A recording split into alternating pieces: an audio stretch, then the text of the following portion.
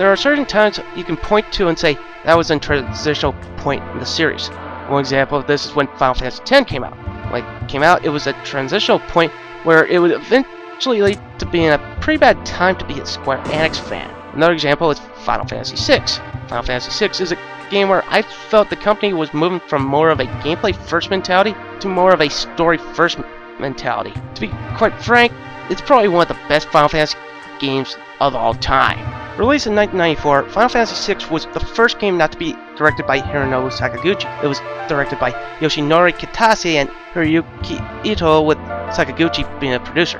Upon further research, at the time, Hironobu Sakaguchi was recently promoted to Executive Vice President of Squaresoft. He still had an integral part of the game as producer, but the load was lightened up a little bit. The music was still composed by legendary composer Nobuo Uematsu, and Yoshitaka Amano returned to do image and character design.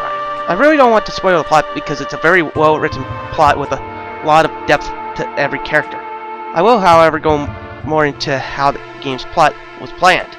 Upon doing research for the game, the way Final Fantasy VI's plot was planned out was that they didn't want one main hero and one main bad guy. They wanted to make every character an important part of the story. Each character was pretty much given what would amount to being an episode of a TV series.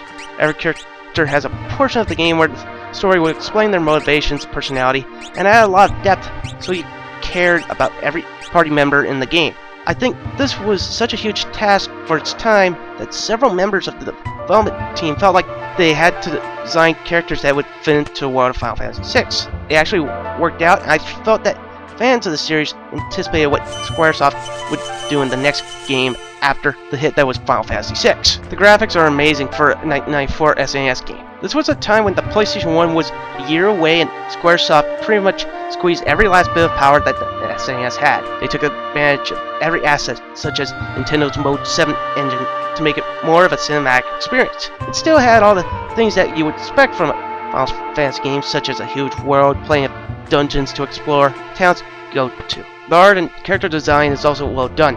The game went from the traditional medieval design to more of a world inspired by the Industrial Revolution and has elements of steampunk. It always seems that Yoshitaka Amano tries to up the ante every time he steps up to design characters and monsters. Final Fantasy VI is no different. The characters and monsters got a big upgrade. The characters' emotions are more easily portrayed and gives you more of a cinematic experience.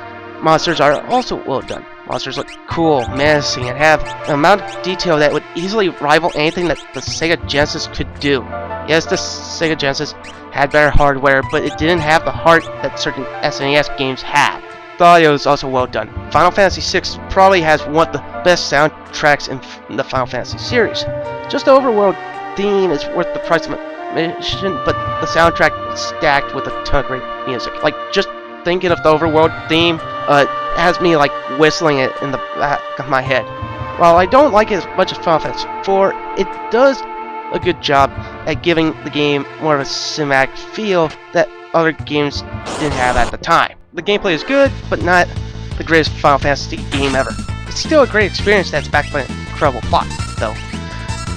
The game keeps its active time battle system, and this time around feels more refined. It's just, in general, feels like a better game than Final Fantasy V. The game also ups the number of characters in your party from 4 to 5, with 14 unlockable characters available. The game also gets rid of the job class system to give characters more individuality. The game adds a skill system about 10 to 15 hours in. You get this item called Magic Sight, and you can earn different skills, stat bonuses, and so forth the longer you have it equipped. Last but not least, the game has a lot of value in it. There's a lot of side quests and a lot of content, which only adds to depth to the world of Final Fantasy VI, and you throw in a couple of, hidden endings, and you got like a game that could easily go 60, 70, 80, or even 90 hours. Anyway, here's probably my biggest problem with the game.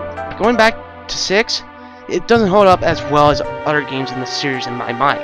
It's still a worthwhile experience with one of the best bad guys in the series. The thing is that I tend to feel that it tends to be a little bit overrated from more of a gameplay standpoint. It just doesn't feel, in my mind, as good as Final Fantasy 4 or 9. I think people tend to say it's one of the greatest RPGs of all time because this led to Final Fantasy 7. which is also one of the most overrated games of all time in a lot of people's books.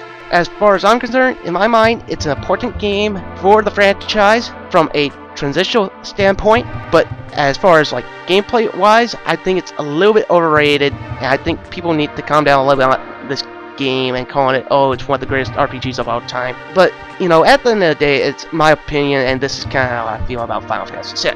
Well, its gameplay. Overall, Final Fantasy VI was a sign of things to come.